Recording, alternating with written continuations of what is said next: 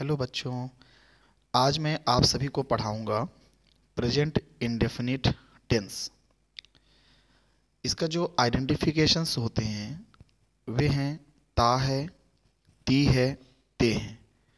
हम किसी भी सेंटेंस को कैसे जान पाते हैं कि किस टेंस का है? उसके पहचान से। जिस सेंटेंस के अंत में ता है, ती है, ते हैं आएंगे, वे सेंटेंस प्रेजेंट इंडेफिनिट टेंस में बिलोंग करेंगे। दूसरा हमारा आता है पॉइंट हेल्पिंग वर्ब्स का। हम हेल्पिंग वर्ब की बात करें तो यहाँ पे डू और डज। प्रेजेंट इंडेफिनिट टेंस में दो हेल्पिंग वर्ब्स होते हैं, एक होता है डू और एक होता है डज। मेन वर्ब की बात करेंगे तो यहाँ भी दो मेन वर्ब्स होंगे, एक दो फॉर्म्स होंगी। एक है वर्ब की फर्स्ट फॉर्म एंड दूसरी है fifth form. First form means plural होता है और फिफ्थ फॉर्म मीन्स सिंगुलर होता है। यहाँ पे हम प्लूरल से सिंगुलर बनाने के लिए 3 वर्ड्स हैं, लेटर्स हैं, उसको हम ऐड करेंगे। वे हैं एस, ई एस, आई ई एस। किसी भी वर्ब में हम एस, ई एस और आई ई एस ऐड करेंगे तो वो हमारा वर्ब हो जाएगा सिंगुलर या फिफ्थ फॉर्म। अब हम बात करते हैं हेल्पिंग वर्ब।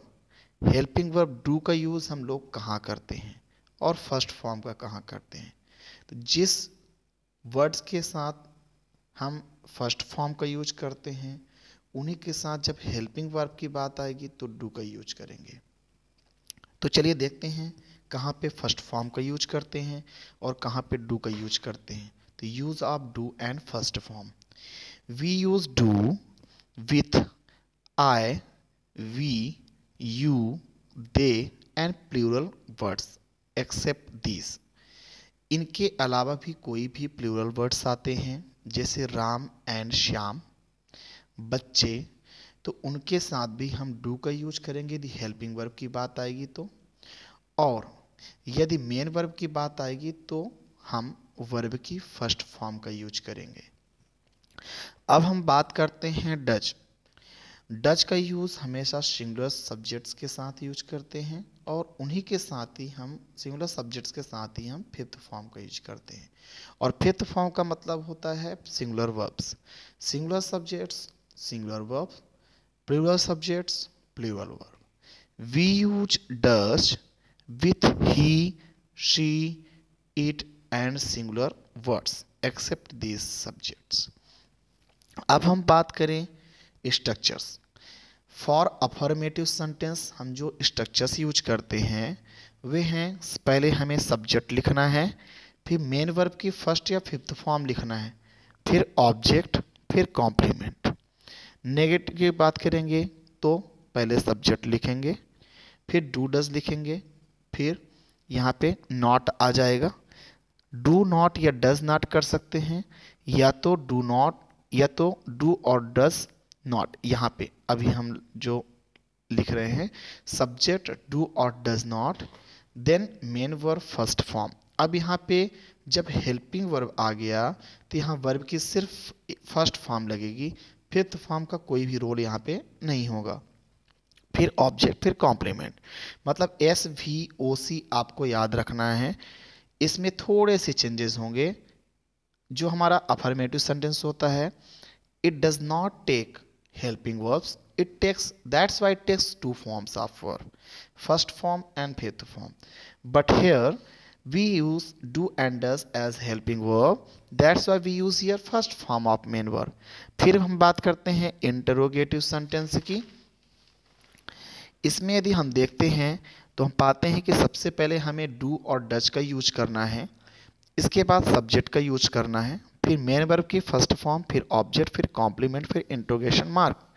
हम जो डू और डज की बात कर रहे हैं ये जैसे सेंटेंस में कंफर्मेशन लेते हैं, कंफर्म करना होता है, तो ऐसे सेंटेंस इंट्रोगेटिव सेंटेंस हमारे हेल्पिंग वर्ब से स्टार्ट होते हैं। ये हमारा डू और डज।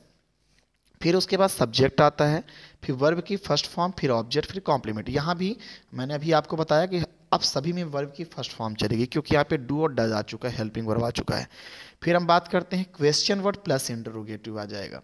यहाँ पे क्वेश्चन वर्ड जैसे हु, वाई, व्हाट, ये जो क्वेश्चन वर्ड होते हैं ये वो पहले आ जाएंगे, इसके बाद सेम स्ट्रक्चर आपका इंटरोगेटिव का लागू होगा।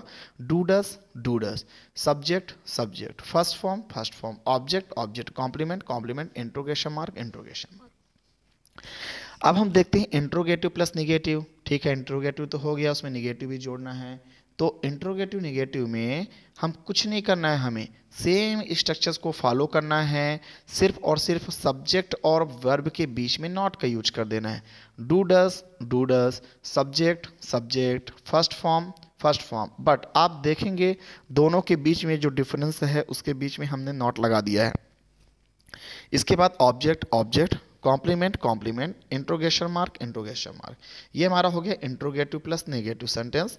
अब हम बात करते हैं question word plus interrogative plus negative की।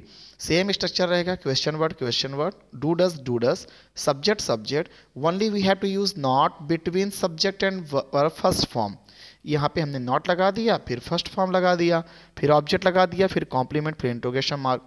अब हम एग्जाम्पल्स देखते हैं बच्चों, बहुत ही शानदार तरीके से इसको आपको एक्सप्लेन किया जा रहा है।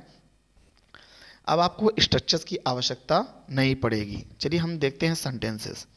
हम अपने परिवार के साथ खाना खाते हैं। No need to see the structure.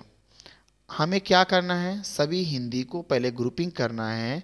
हमको एक में कर दिया, अपने परिवार एक हो गया, के साथ एक हो गया, खाना एक हो गया, खाते हैं एक हो गया। अब हम क्या करेंगे, नंबरिंग कर लेंगे कि कितने हो रहे हैं, कितने ग्रुप बन रहे हैं। 1 2 3 4 5 ग्रुप्स यहाँ पे हिंदी में हैं। अब हम थर्ड नंबर में करेंगे, इसकी स्पेलिंग लिखेंगे। हम की स्पेलिंग वी होती है, अपने परिवार को और फैमिली कहते हैं,